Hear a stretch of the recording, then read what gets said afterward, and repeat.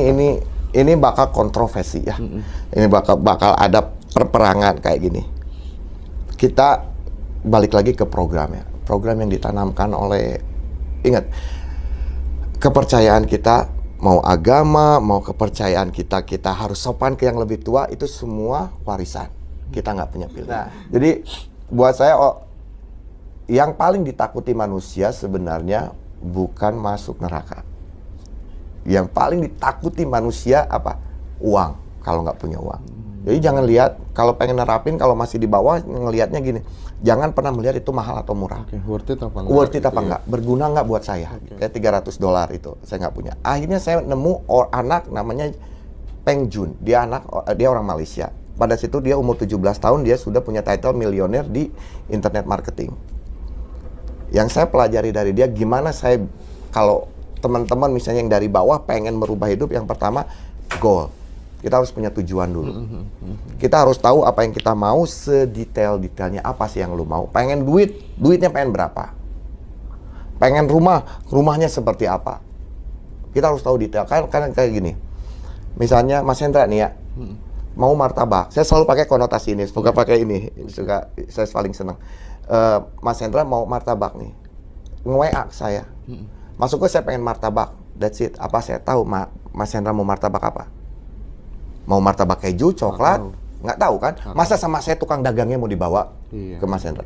Tapi kan kalau Mas Hendra nge-WA saya, masuk ke saya pengen martabak telur nih, dagingnya sapi, banyakin telurnya, banyakin. Saya tahu. Nah sama seperti mau ke Tuhan, mau ke siapapun, kita harus tahu detailnya. Kebanyakan orang, saya pengen banyak uang. Buat kamu banyak berapa? Nanti dikasih 100.000 kurang, kasih 100 juta kebanyakan. Nah, pertama itu yang diajarin Bab Proctor ke saya itu, kamu harus tahu apa yang kamu mau, sedetail-detailnya. Itu yang ngerubah nasib saya. Saya pun sarankan seperti itu. Sampai detik ini saya pegang teguh yang namanya goal. Saya pegang teguh itu. Karena gini, kalau tidak ada tujuan, percuma. Boleh dibuka nggak tujuannya apa? Goal yang selalu dipegang teguh dalam dirinya Mas Oke? Saya ngebantu sebanyak orang, cari manfaat. Itu. Saya pengen dikenal kayak gini, gara-gara dia hidup gua rubah. Keren. Itu saya pengen dikenal seperti itu, bukan saya pengen dikenal Oke yang tatoan atau Oke yang itu apa, toko emas berjalan ya, kita aku sering dipanggil kayak gitu, toko emas berjalan katanya. Saya pengen dipanggil karena lu hidup gue berubah. Iya, my life change. Oke, my life change. Itu saya pengen dikenal jadi orang itu. Itu tujuan hidup saya sekarang. Oke. Nah, Mas Oke sering bilang ya, kalau seseorang pengen bertransformasi dari miskin jadi kaya itu mindsetnya harus kaya dulu, mentalmu harus kaya dulu. Betul. Emang mental yang kaya itu yang seperti apa? Mental miskin yang bagaimana? Oke. Mental kaya gini. Yang pertama, Mas Hendra, kalau Mas Hendra punya uang 100 juta, buat Mas Hendra uang 100.000 kecil apa gede? Kecil lah. Oke.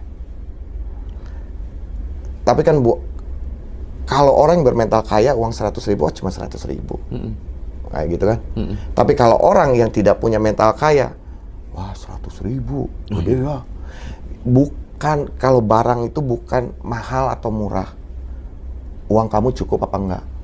Itu aja. Bukan, oh ini iPhone mahal. Bukan mahal, uang kamu kagak cukup. Soalnya di luar sana banyak orang yang pakai iPhone. Nah itu mental kaya sama kayak mental miskin kayak di gitu. Di bandara tuh iPhone semua itu. Nah betul ya. Nah jadi buat saya, yang paling ditakuti manusia sebenarnya bukan masuk neraka. Yang paling ditakuti manusia apa? Uang, kalau nggak punya uang. Sehingga ketakutan-ketakutan lain muncul. Nah, kalau orang kaya, tadi saya tanya Mas Hendra kalau punya uang 100 juta, 100.000 itu kecil apa besar? Kecil lah. Nah, kalau kita bisa menempatkan 100.000 itu kecil, kamu punya mental kaya. Kayak gitu. Oke. Kalau apa tuh namanya, mental miskin dalam hal belanja gitu Mas. Sekarang gini, kan misalnya nih teman-teman yang posisinya masih berada di fase di bawah gitu Mas. Betul. Tapi dia pengen nih niru karena terinspirasi lihat kontennya Mas Oke ini kan. Gimana ya, aku pengen nerapin mental mental kaya seperti Mas Oke, tapi posisiku, keadaanku seperti ini, gimana? Mulainya dari mana gitu, gimana Mas? Oke, jangan lihat mahal atau murahnya, Oke. tapi berguna apa tidaknya, worth it apa enggaknya. Worth it apa Oke, tidak? misalnya sekarang iPhone 15 25 juta, worth it nggak buat kamu? Padahal HP-nya nggak dipakai bisnis sama kamu, hanya pakai nonton TikTok sama itu. Nah, jadi lebih ke worth it apa enggak? Oke. Kayak Kegunaannya gitu. ya. Kegunaannya, berguna nggak buat gua nih? Iya. Walaupun murah, mau mahal, mau murah, terserah. Jangan pernah lihat ini mahal, ini murah. Atau jangan bilang, oh ini mah lebih murah. Jangan pernah gitu. Yang murah belum tentu jelek, yang mahal belum tentu bagus. Tapi yang murah, kalau emang ada gunanya untuk kita, pasti ada gunanya untuk kita. Yang mahal pun kalau ada gunanya untuk kita, nggak ada gunanya untuk kita, percuma. Kayak misalnya Mas Hendra beli Louis Vuitton 25 juta. Saya beli tas biasa 1 juta. Fungsinya sama. Tapi Mas Hendra lebih ngejar ke gengsi. Kalau saya enggak, saya fungsinya sama. Gitu. Jadi jangan lihat, kalau pengen nerapin, kalau masih di bawah, ngelihatnya gini. Jangan pernah melihat itu mahal atau murah. Oke, worth it apa enggak? Worth it gitu apa ya? enggak? Berguna enggak buat saya? Oke. Saya tertarik ketika kemudian Mas Oke caranya nge-trigger orang, diajak ke tempat-tempat yang mewah, yang high class, first class gitu ya. Karena mungkin saya juga ngalamin sendiri ya, bagaimana saya punya seorang senior, seorang kakak gitu. Setiap ngopi sama saya tuh selalu diajak ke tempat-tempat yang memang dia first class gitu. Saya yang nggak punya apa-apa gitu. Oh gini ya. Lama-lama terinspirasi, oh enak ya tempat kayak gini ya. Lama-kelamaan berani juga sendiri gitu ya. Booking kamar mau 5 juta, mau 7 juta, biasa aja. Dulu mah, aduh ya uang segitu ya. Orang lain kerja sebulan aja belum dapat gitu kan ya. Nah itu yang ingin saya gali dari Mas Oke, seberapa efektif treatment yang dilakukan Mas Oke dengan gaya-gaya seperti itu, seberapa berkembang teman-temannya untuk menjadi lebih baik? Efektif ya. Efektif sekarang kayak dia asalnya punya usaha kecil, kerja usahanya dari pagi dari subuh sampai sore, nggak menghasilkan apa-apa. Tapi sekarang dia lebih kerja dari HP. Oke. Nah kayak gitu, jadi efektif. Jadi nge-trigger mental state, keadaan mental kita itu. Kalau kita, ya saya sering ngajak teman-teman ke first class gitu, ke ya kopi 50.000, 100.000 kayak gitu. Tapi jujur aja saya fly ekonomi. Gitu ya. Jujur aja itu. Kita keluarin dulu. Jangan sampai ditanya, oh Mas Kuku flight-nya ekonomi atau bisnis? Enggak, saya ekonomi. Ya, karena buat saya worth it apa enggak, itu doang. Kayak gitu. Nah, kalau efektif apa tidaknya, buat saya efektif, sangat efektif.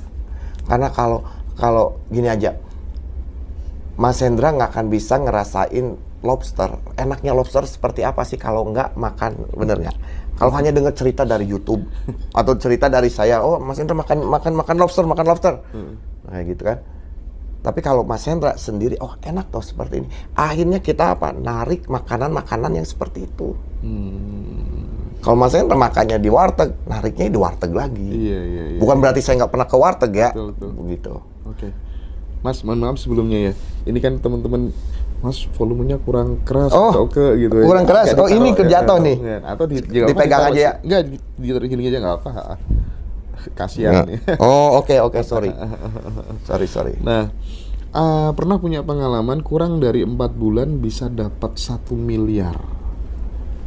Kurang dari 4 bulan bisa dapat 1 miliar. Di mana nih? Di Indonesia? Aku ya mungkin aku pernah nonton kontennya begitu kan.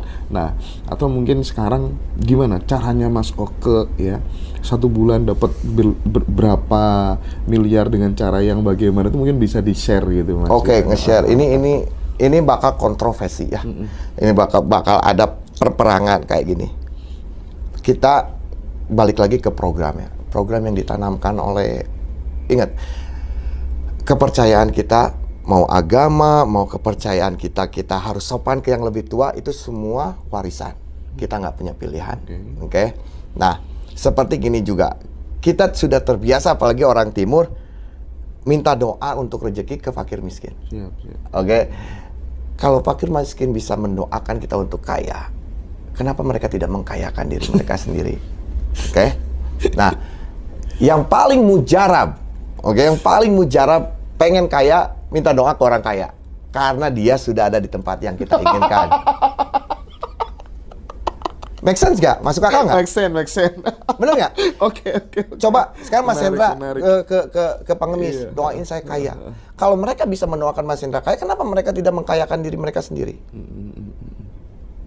Tapi gimana kalau kemudian dengan cara itu gitu ya? Karena ada sebuah kepuasan batin begitu, Mas. Itu beda lagi kan? Terus kemudian muncul belief, oh gara-gara aku udah bantu dan minta doa itu gimana, ngefek gak kira-kira? Enggak ngefek. Banyak di sana. Coba mas-mas di sini sering nggak kasih sedekah? Bener. Ya, saya gitu. Kalau pengen rezeki ya, kalau pengen kaya gitu, minta doanya ke orang kaya. Karena dia udah ada di level situ. Nah, pengalaman gini ya. 2005 di Amerika, saya tuh sering jalan-jalan ke lingkungan orang-orang kaya. Ya. Ada rumah paling gede, saya ketok. Saya pada saat itu saya lagi bangkrut, lagi miskin. Saya nanya gini, ada perlu apa tuh? Saya suka merinding kalau nyeritain ini. Kamu bisa kaya gimana? Saya tanya itu bule, mau nggak ajarin saya? Saya diusir. Saya sebelum dia usir, pray for me, okay? So I get rich like you. Berdoa buat saya supaya saya bisa kaya kayak kamu.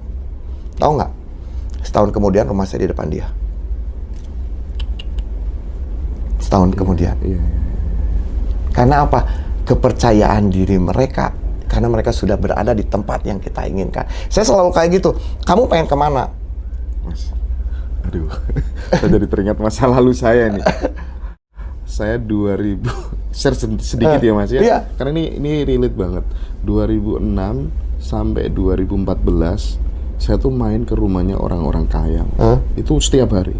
Jualan majalah, minta donatur panti asuhan segala macem gitu. Dan saya selalu minta didoakan sama mereka semua yang orang-orang kaya itu, Bu doain ya aku nanti supaya bisa kayak bapak sama ibu dan lain sebagainya. Dan beberapa tahun terakhir ini Mas, orang-orang yang dulu doain saya tuh ya secara level kemakmuran saya di atas mereka semua dan mereka sama saya itu bangga gitu loh Mas. Berarti omongan saya kebuktian. Iya bener. Iya bener Mas, aku makanya teringat, oh iya bener juga. Itu, saya selalu pegang ke situ. Kamu pengen kaya, ikutin jejak orang kaya. Kamu pengen misalnya miskin ya, ikutin jejak orang miskin. That's it, simple. Sukses meninggalkan jejak. Jejaknya ada. Tinggal kamu mau nggak. Jadi orang yang salah di sini, you can do it, kamu bisa lakukan. Bullshit. Semua orang bisa ngelakukan. Mau apa enggak? Mau apa enggak? Iya. Mau nggak Mas Hendra sekarang ekstrim kayak saya, sedekah 1 juta per hari? Mau apa enggak? Mas Hendra apa bisa? Bisa. Bisa lah. Nah, tapi mau apa enggak pertanyaannya? Mau Mas. Nah, kan? Nah, bukan masalah bisa apa enggak sekarang itu pertanyaan. Mau apa enggak? Mau. Itu. Bahkan lebih kadang 1 juta. Iya, makanya kan. Kebanyakan orang kan, wah kamu bisa. Oh pasti bisa lah, orang dia nggak cacat. Ya, tapi mau nggak kamu kayak gitu?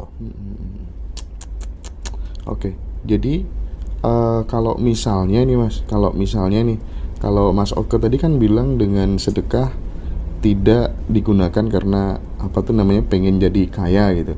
Tapi kalau misalnya pakai teknik itu gitu ya, untuk mancing gitu, yang bener itu jalannya yang bener bagaimana sih? Jajanin orang kaya.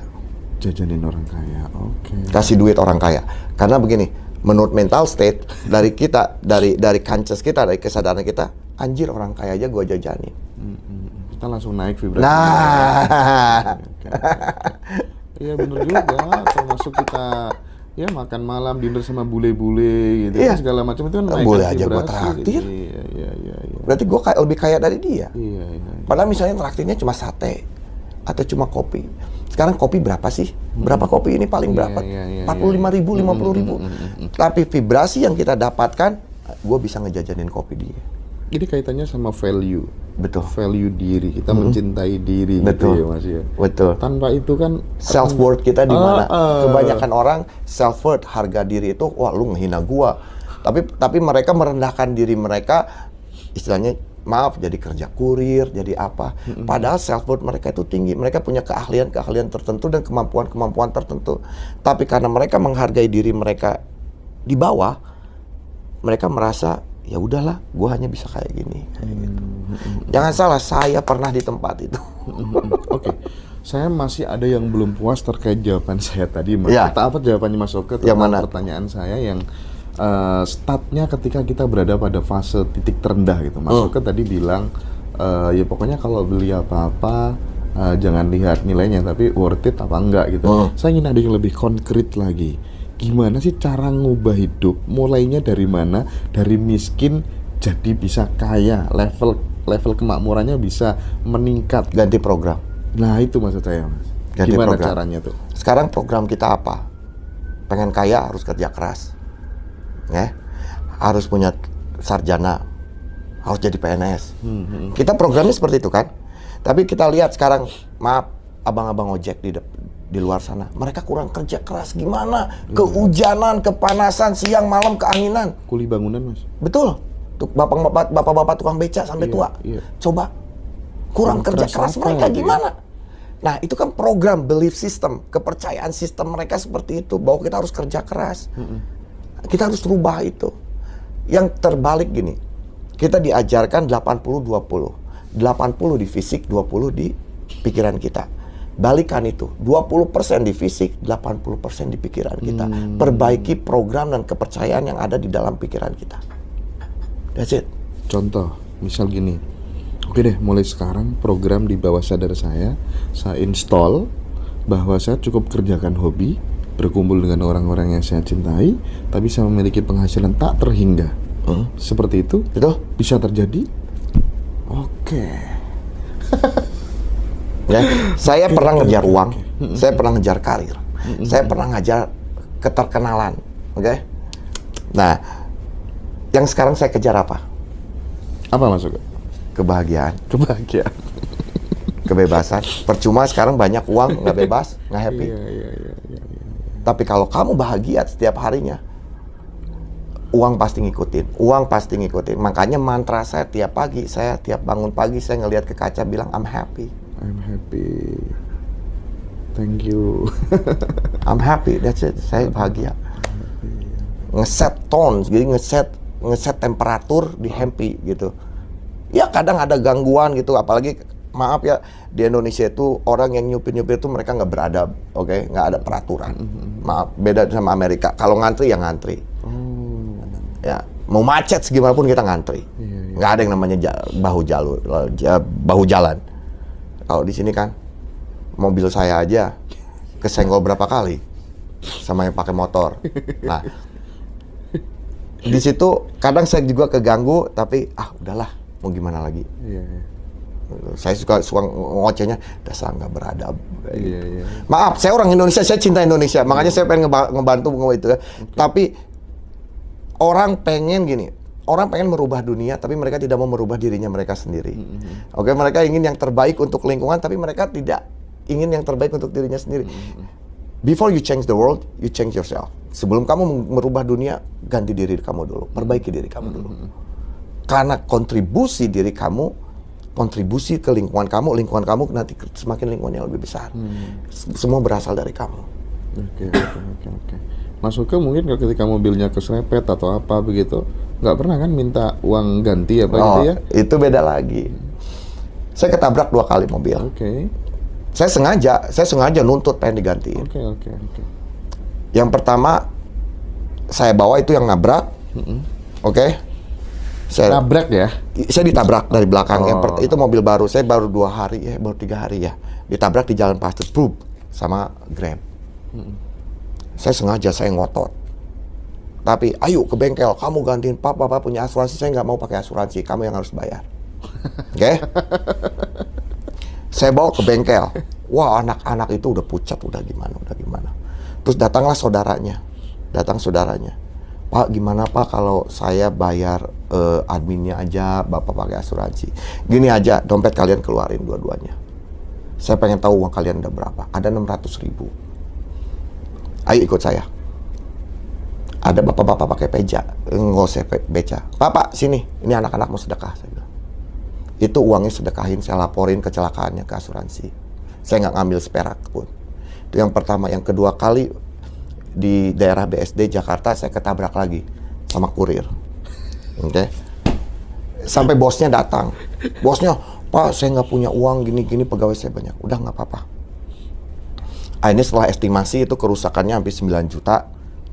Mau ganti mau gimana? Ini 9 juta. Udah Bapak aja ke asuransi. Nggak mau diganti apa nggak? Pak, saya nggak punya uang berapa kamu? Ke bosnya. Ada apa paling 1 juta? Ambil uang 1 jutanya, saya bilang.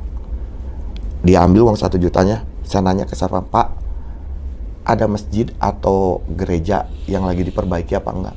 Oh ada Pak, masjid sebelah sana katanya. Itu Chinese. Saya bawa ke masjid, suruh sedekahin itu uang. Saya ngomong ke DKM-nya, dua ini nabrak mobil saya. Tapi saya bilang mereka punya uang berapa, silakan uang gantinya diambil untuk ngebangun masjid.